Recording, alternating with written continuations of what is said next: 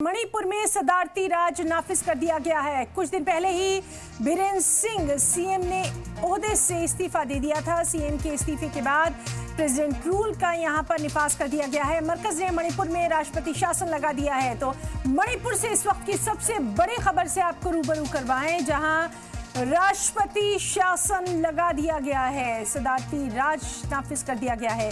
कुछ दिन पहले ही वहां के सीएम बीरेन सिंह ने अपने ओहदे से इस्तीफा दिया था और अब ये बेहद अहम खबर है कि मरकज ने मणिपुर में राष्ट्रपति शासन लगा दिया है। जिस तरह के वहां पर लगातार हालात चल रहे थे, उम्मीद यही की जा रही थी कि मरकजी सरकार वहां पर एक बड़ा फैसला लेने वाली है। और इस वक्त की सबसे अहम खबर, सलाम टीवी पर मणिपुर में प्रेसिडेंट रूल का निफाज कर दिया गया है, राष्ट्रपति शासन वहां लागू कर दिया गया है। तो मणिपुर के हालात पर लगातार हमारी नजर बनी हुई थी। लगातार हम आपको बता रहे थे कि किस तरह से वहां पर अभी इंतजामिया के हालात हैं। और जिस दिन से वहां के सीएम बीरेन सिंह ने अपने ओहदे से इस्तीफा दिया था, तभी से ये कयासाराइयां लगाई जा रही थी कि क्या अब मणिपुर में हालात को काबू में करने के लिए प्रेसिडेंट रूल लगाया जाएगा, और उस खबर पर मुहर लग चुकी है।